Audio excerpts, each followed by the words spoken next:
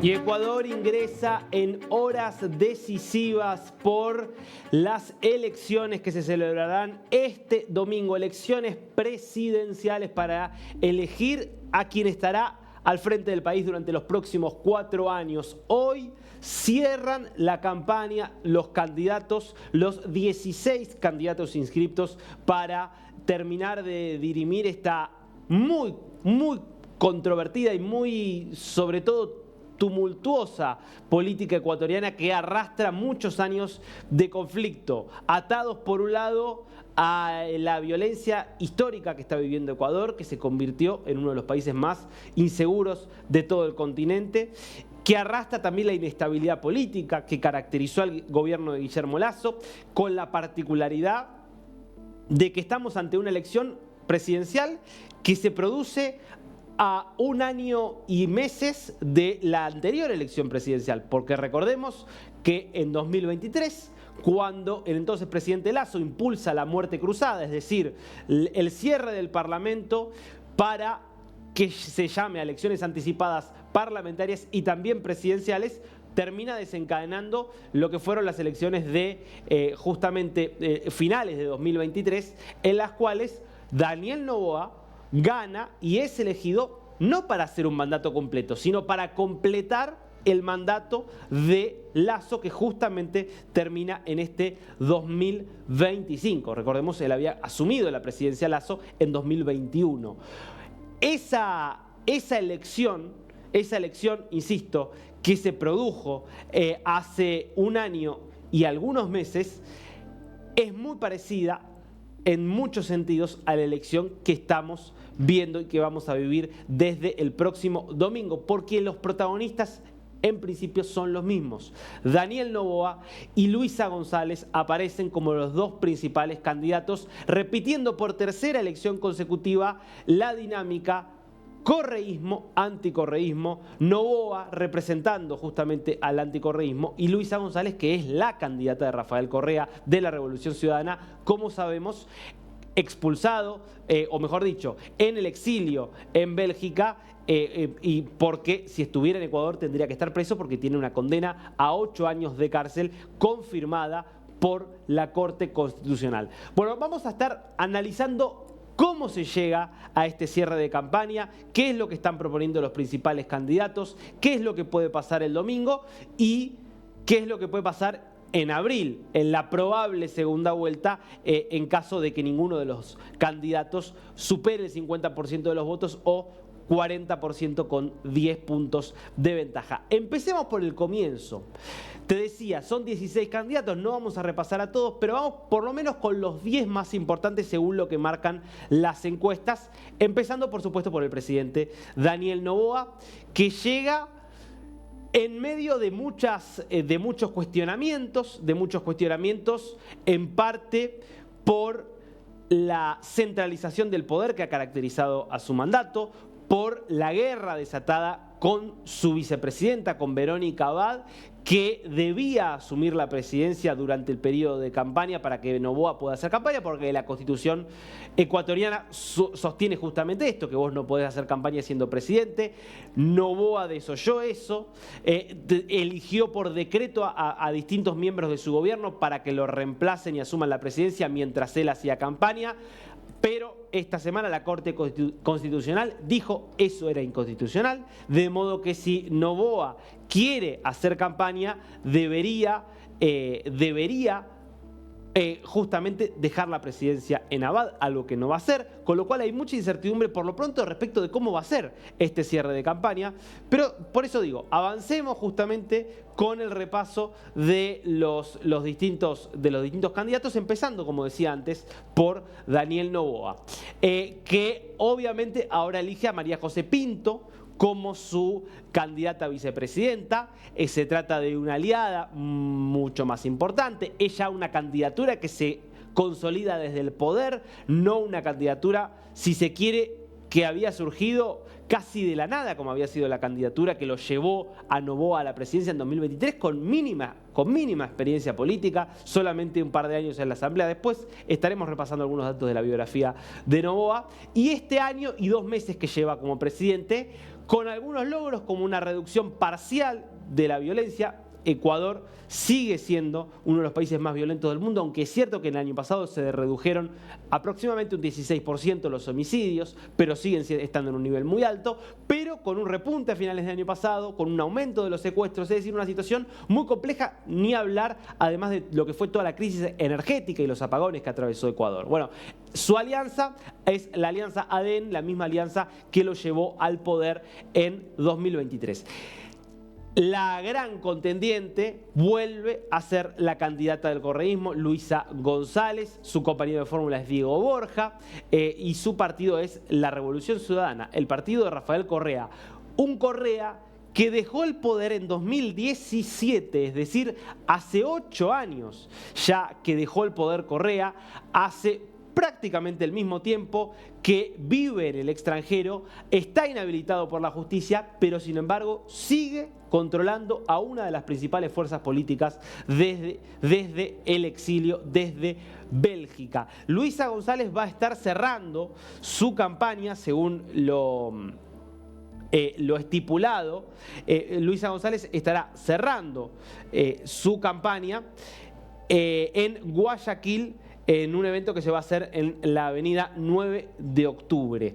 Este va a ser, insisto, el cierre de campaña de González. Noboa, en medio, insisto, de muchas dudas por este fallo de la Corte Constitucional, tiene un cierre programado en Guayaquil para las 13:30 y otro cierre programado en Quito a las 17 horas. Sigamos con otros candidatos. Ya si nosotros miramos las encuestas, vamos a ver que todos los demás candidatos aparecen mucho más lejos. Primero está Andrea González, que viene esencialmente de lo que fue la campaña de Fernando Villavicencio. Recordemos aquí, Fernando Villavicencio, asesinado justamente en la previa de lo que fueron las elecciones presidenciales de 2023, y Andrea González era la candidata a vicepresidenta de Fernando Villavicencio, y hoy se presenta justamente por el partido Sociedad Patriótica, también con un pasado ambiental y con consignas muy alineadas a las que tenía en su momento Fernando Villavicencio. Bueno, en muchas encuestas aparece en la tercera posición. La cuarta candidatura es la de Jimmy Jairala.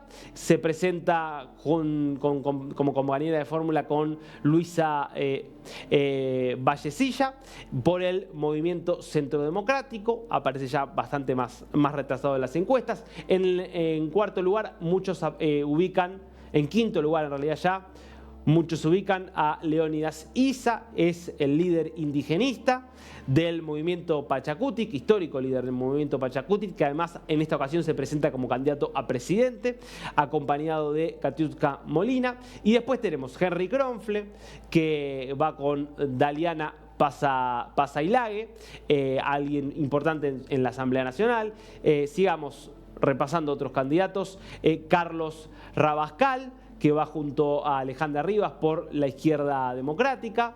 Después tenemos a Iván Saquiesela, que va junto a María Luisa Coelho en Democracia Sí, la lista 20.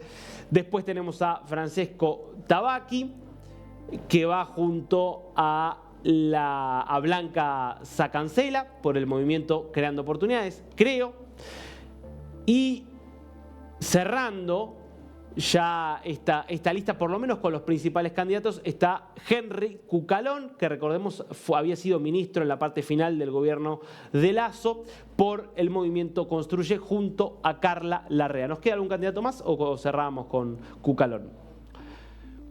Obviamente, decíamos, estos son los principales candidatos, pero la elección se va a volver a dirimir entre Noboa y Luisa González. La diferencia, todo indica, es que en la elección pasada Luisa González terminó arriba de Noboa y Noboa fue la gran sorpresa al meterse en el balotaje. Hoy, por lo menos las principales encuestas coinciden en que Noboa aparece encabezando y liderando la intención de voto. Recordemos, Noboa se convirtió en el presidente más joven en la historia de Ecuador, con 35 años, hoy tiene 37, es nacido en Miami, en Florida, de padres por supuesto ecuatorianos, tiene una licenciatura en Administración de Negocios por la Universidad de Nueva York y es hijo de uno de los empresarios y políticos más importantes del Ecuador, como es Álvaro Noboa. Trabajó él en la corporación de su padre, una empresa que se dedica a la exportación, entre otras cosas a la exportación de banana, uno de los rubros centrales. Y como te contaba antes, él tuvo una experiencia muy corta en política antes de llegar a la presidencia como asambleísta por Santa Elena entre 2021 y 2023, pero con un discurso bien armado, con una propuesta de marketing político muy bien construida, es que él sorprende, tiene una muy buena participación en el debate presidencial, sobre todo de 2023, y eso lo pone en la segunda vuelta y después logra arrastrar todo el voto del anticorreísmo y vencer a Luisa González en la segunda vuelta. Del otro lado, decíamos Luisa González, que vuelve a intentar llegar a la presidencia después del intento fallido de 2023. Tiene 47 años, ella creció en Chone, en Manabí, que es una de las provincias hoy más afectadas por el fenómeno de la violencia, del narcotráfico. Es abogada por la Universidad Internacional de Ecuador, tiene una maestría en Economía en la Universidad Complutense de Madrid. Trabajó en el sector privado, en la banca, fue asistente también de investigación universitaria y obviamente fue miembro de la parte final del gobierno de Rafael Correa. En el 2017, cuando estaba cerrando el gobierno, fue secretaria de Administración Pública. Esa cercanía con Correa, después de lo que fue la experiencia fallida con Arauz como candidato presidencial en 2021 para enfrentarse con Guillermo Lasso, hace que justamente termine Correa eligiendo a Luisa González en 2021 y que vuelva a elegirla ahora para enfrentar a Noboa. Este es el perfil, por lo menos, de los dos principales candidatos. Me gustaría hacer un panorama de cómo se llega a estas elecciones. Cómo llega Noboa, cómo llega la oposición, cómo llega el gobierno, el estado de situación en Ecuador. Te quiero dar algunos datos de lo que es la situación de la violencia en Ecuador. Decíamos, y esto es importante tenerlo en consideración, uno de los logros que trata de mostrar el gobierno de Noboa es: hubo una baja de los homicidios justamente en Ecuador. Recordemos acá que Ecuador, insisto, se había convertido, sobre todo en el año 2023, en el país más violento de toda América del Sur, de toda América Latina. Había registrado en 2023 8.237 muertes violentas. 8.000 muertes violentas, era una tasa de 46 homicidios cada 100.000 habitantes. Eso es Ecuador 2023, un país que 5 años atrás tenía 1.000 homicidios cada 100.000 habitantes, 1.000 homicidios en total. A nivel anual había subido hasta 8.000 homicidios en el año 2023.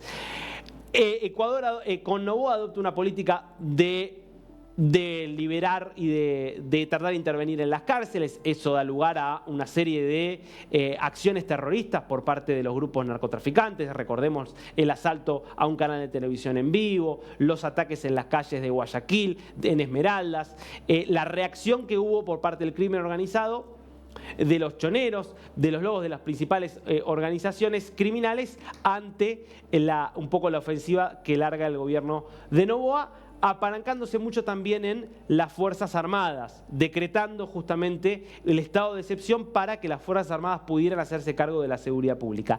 Eso tiene un primer impacto positivo, pero hay que decirlo, en la parte final del año pasado termina habiendo un aumento bastante significativo de los homicidios. Pensemos que justamente el año pasado termina con diciembre 688 asesinatos y termina siendo el mes con más asesinatos del año, con lo cual termina siendo una estrategia que no está claro que haya sido del todo exitosa. Y por otro lado, a eso se suma también la situación de los secuestros.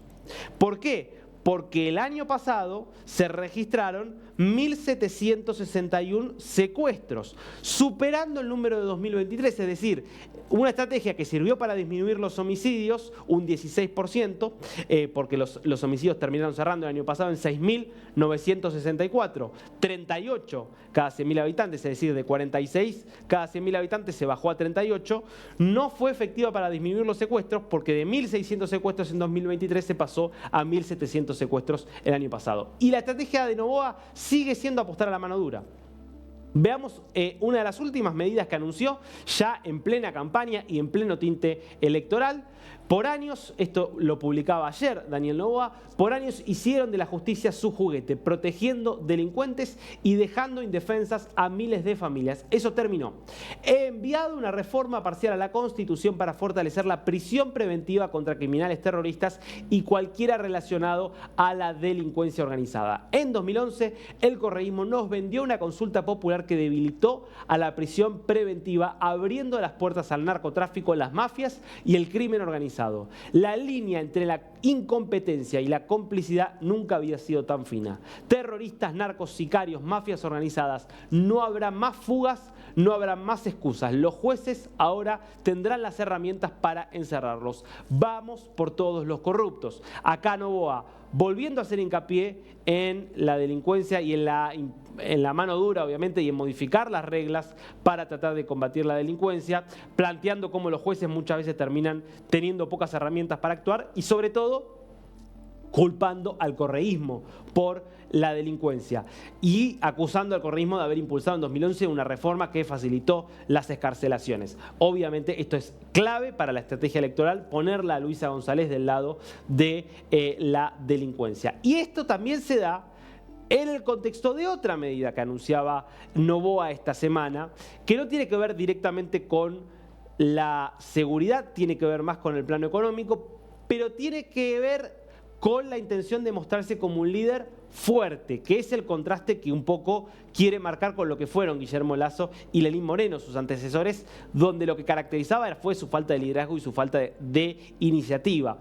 Y eso fue esta especie de guerra comercial que decidió abrir con México, una guerra comercial que todavía no está claro cuáles van a ser sus alcances, pero recordemos, 27% de aranceles que anunció esta semana Noboa a las importaciones provenientes de México, un México con el que está enfrentado porque México decidió en su momento darle asilo a Jorge Glass, el ex vicepresidente de Rafael Correa, condenado por corrupción en Ecuador, con la tremendamente controvertida decisión que tomó Noboa de mandar a la policía a ingresar a la embajada mexicana en Quito para justamente llevarse a Jorge Glass, que estaba recibiendo asilo diplomático en la embajada mexicana. Eso prácticamente dejó rotas las relaciones entre Ecuador y México, y es por eso que un Ecuador que negoció un tratado de libre comercio con Canadá y que pretende negociar un tratado de libre comercio con México, como México no termina de responder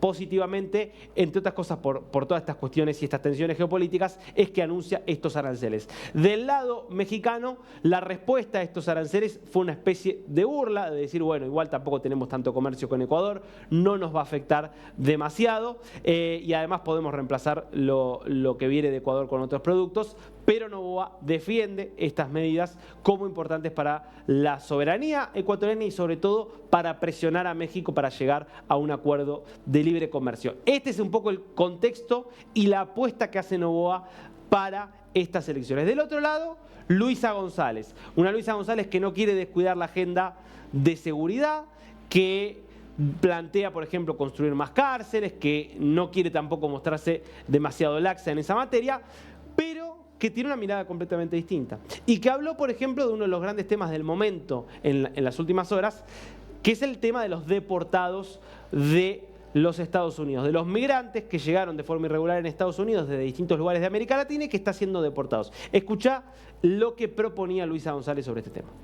Yo presenté el plan Acoge, lo presenté con Diego Borja y le dije al presidente Noboa, si ustedes no saben cómo dar atención a nuestros ciudadanos que los están retornando como si fueran delincuentes con cadenas, ya le hice el trabajo, aquí está el plan, cópielo, pero ejecútelo, haga algo. Y ayer veo que ha sido muy bueno para copiar el presidente Noboa Ayer veo que ha publicado que todas las acciones que propuse en ese plan acoge, las ha acogido. Y son las acciones que él presenta ayer como solución. Ahora, yo lo invito también al presidente Noboa, le invito a copiar el plan Genera, porque en poco nos vuelven los apagones, y el plan Protege, porque seguimos con la violencia, secuestrando a las familias, con el temor, con el miedo de salir, y los encerrados somos nosotros en nuestros domicilios, tras barrotes, y con miedo de que ese sea el último día de nuestras vidas. Bueno, Luisa González obviamente no queriendo entregarle la bandera de la seguridad a Noboa y planteando además cómo Noboa terminó adoptando las propuestas que había hecho, que van un poco en la línea también de lo que viene reclamando Gustavo Petro, de lo que viene reclamando también Claudia Sheinbaum, que es esta idea de que los deportados deben ser recibidos con dignidad, no en grilletes. Todas estas cosas que vienen pasando desde hace tiempo, pero que los líderes latinoamericanos solo se dieron cuenta una vez que llegó Donald Trump a la Casa Blanca, porque cuando lo hacía Biden no decían absolutamente nada.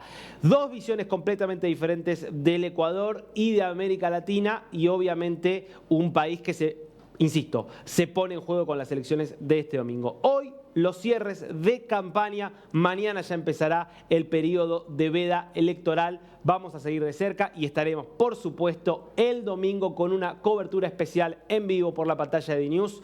Ecuador decide, presidente, se juega el futuro, parte de América Latina.